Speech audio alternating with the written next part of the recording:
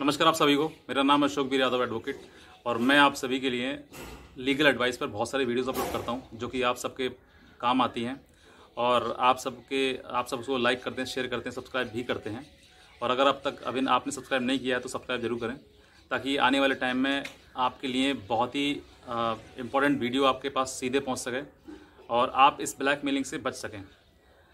तो आज का जो टॉपिक है इस वीडियो बनाने का ये है कि जिस समय पर आपके पास कोई फ्रेंड रिक्वेस्ट आती है फेसबुक पर, तो आप उसको सोच समझकर, बहुत ही ज़्यादा सोच समझकर उसको एक्सेप्ट करें। और ज़्यादातर ख़ास तौर से किसी फीमेल की हो, लड़की की हो, तब आप ज़्यादा सोचें उसमें, क्योंकि आजकल का जो ट्रेंड है, ये ब्लैकमेलिंग का जो ट्रेंड है, वो फेसबुक से ज़्यादा लोग उससे जो लोग शिकार हो रहे हैं, विक्टिम बन रहे हैं, वो फेसबुक से ज़्यादा बन रहे हैं। तो आज मैं इसी के बारे में बताऊंगा कि जब आपके पास कोई रिक्वेस्ट आती है तो किस तरीके से आपको उसको जांच करनी है और आप उसके लिए एक्सेप्ट करें या नहीं करें। इन सब चीज़ों के मैं आपके बारे में बताऊंगा, आपको इस वीडियो में बताऊंगा। तो सबसे पहले मैं ये भी कहना चाहूँगा कि अगर आप इस चैनल पर नए हैं और आप ये पहली बार वीडियो देख रहे हैं तो तुरंत नीचे जो बटन है रेड कलर का, सब्सक्राइब लिखा है इस पर, उसको तुरंत सब्सक्राइब करें, क्योंकि आने वाले टाइम में सीधे वीडियो आपको पहुंच पाएगी। और ये जो एक मुहिम है ताकि लोगों को जानकारी पहुंच सके, अवेयरनेस पहुंच सके। और मैं इसका एक एग्जांपल बताऊंगा। मेरे पास मुझे भी इस चीज़ का पता लगता रहता है कि अब जो ब्लैकमेलिंग है उसका रेशियो कुछ घट रहा है, यानी कि कुछ कम हो रहा है, जिससे कि लोग जब जागरूक हो रहे हैं, जानकार हो रहे हैं, तो खुद जब पता होता है कि इस तरह की चीज़ चल रही हैं समाज में, तो वो खुद जब ऐसी चीज़ें में फंसना शुरू हो जाता है तो फिर वो निकल जाते हैं। क्योंकि कल भी मेरे पास एक मैसेज आया था, उन्होंने मुझे मैसेज किया था कि सर मैं आज इसी ब्लैकमेलिंग जो आप वीडियो बनाते हैं उन्हीं की वजह से, वीडियोस की वजह से मैं आज ब्लैकमेलिंग फंसने से बच गया, मतलब फंसते बच गया।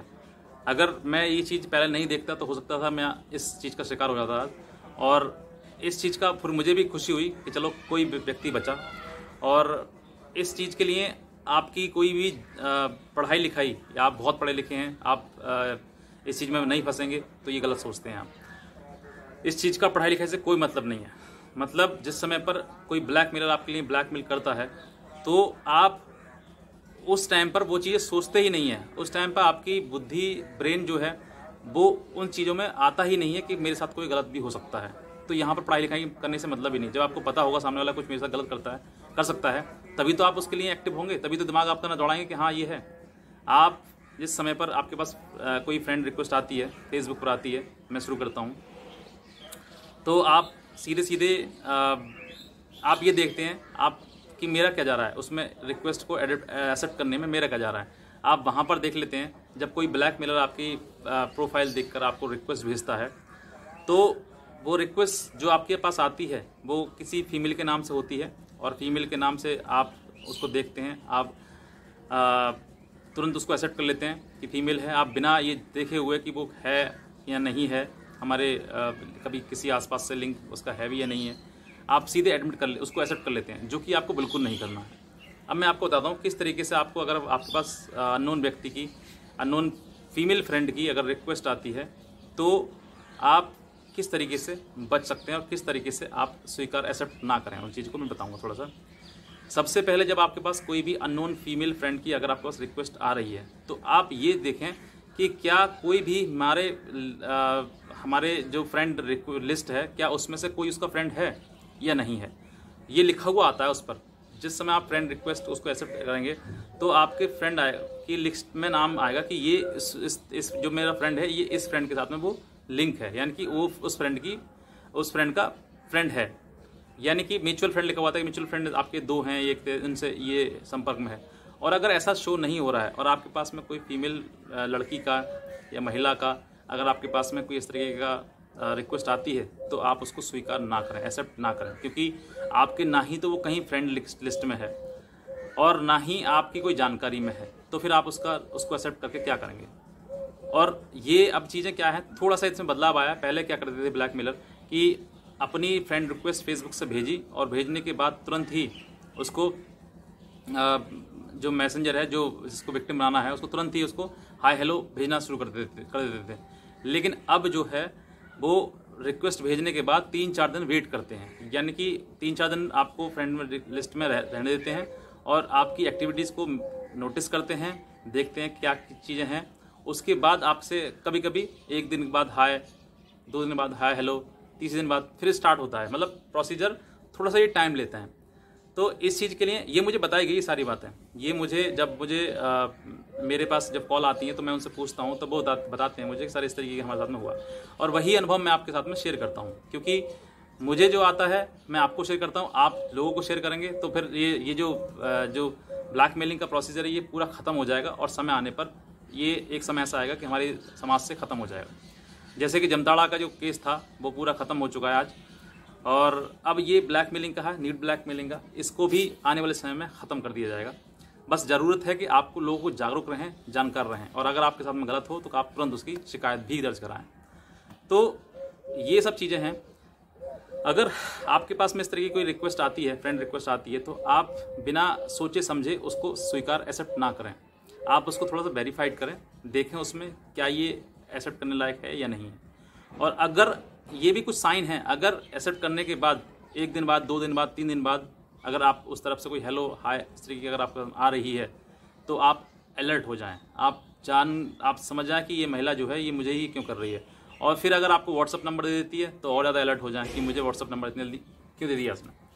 आप ये ना समझे को महिला है, वो महिला नहीं है, वो पुरुष है, और उस पुरुष वो आपको महिला के नाम से आपको बेवकूफ़ बना रहा है, आपको ठगने की कोशिश कर रहा है। तो आप इन सब चीज़ों से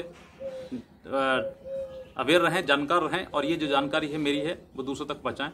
बाकी ब्लैकमेलिंग का जो प्रोसीजर है वो जिस तरीके से आप करते हैं फेसबुक पर होता है, वैसे ही कि एक रिक्वेस्ट आती है, आपसे बस हाय हेलो स्टार्ट होती है, व्हाट्सअप नंबर शेयर होता है, फिर व्हाट्सअप पर जाते हैं, और व्हाट्सअप के बाद फिर उसके बाद वो ट्रेन में आ जाता है कि अब इससे पैसा हमें ऐंठना है। तो इन सब चीज़ों को आपको बचना है।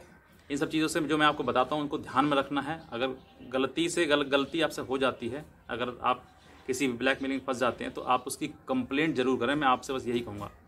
हमारे राज्य की पुलिस और भारत की जो भी CBI क्राइम ब्रांच है, वो इस चीज़ पर बहुत ज़्यादा काम कर रहे हैं, और वो भी यही आपको कहते हैं कि अगर आपके साथ गलत हो रहा है, मेरी वीडियो आप और देख लीजिए, जिसमें कि CBI क्राइम ब्रांच के एक अधिकारी हैं, उन्होंने भी कहा है कि अगर आपके साथ में इस तरह की गलत अगर एक्टिविटी हो जाती है और आप इस ब्लैकमेल में फंस जाते हैं, तो आप इसकी शिकायत साइबर क्राइम को ज़रूर बताएं। और इसके लिए शिकायत के लिए आप हो सकता है कि आप जहां रहते हैं वहां आपके वकील साहब होंगे, उनसे संपर्क करें जो साइबर क्राइम के हैं, या फिर अगर आपके लिए कोई व्यक्ति नहीं मिलता था तो आप हमारे सीधे दिए नंबर पर कॉल भी कर सकते हैं, जिसमें कि हम आपकी पूरी मदद करेंगे। और इसी के लिए ये मेरी वीडियो है, ताकि मैं आपकी मदद कर सकूं और आपके लिए जानकारी पहुंचा सकूं। ये जानकारी जो मैंने आपको दी है, ये जानकारी आप 2-4 लोगों को और बताएं, 2-4 लोग और किसी और को बताएंगे, तो ये सब चीज़ फैलेगा, स्प्रेड होगा, जानकारी लोगों को पता लगेगी।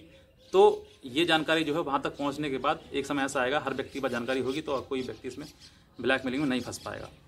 तो बस मेरा यही है। और बाकी आप इस चैनल को सब्सक्राइब करते रहें, लाइक करते रहें, और जो भी कोई मन में कमेंट है आपके, तो वो कमेंट भी करते रहें। और किसी को कोई प्रॉब्लम है, किसी ऐसा चीज़ों को जिसमें कि जो ब्लैकमेलिंग फंस गया है, या फिर कोई और अदर प्रॉब्लम है जिससे कि आप पूछना चाह रहे हैं, कोई कोर्ट केस हो, थाना कोर्ट कचहरी किसी का चीज़ हो, तो आप मुझे बता सकते हैं, और मैं आपकी मदद करूँगा पूरी। और बस बहरहाल यही है। बाकी और कोई अगर हमें डोनेट करना चाहते हैं तो हमारे दिए हुए नंबर पर संपर्क कर सकते हैं। हमारे दिए हुए नंबर पर ही गूगल, फ़ोन पे, पेटीएम द्वारा कर सकते हैं। डोनेशन उनका एक अच्छे काम के लिए लगाया जाएगा। बहरहाल आज की वीडियो देखने के लिए आप सभी का बहुत धन्यवाद।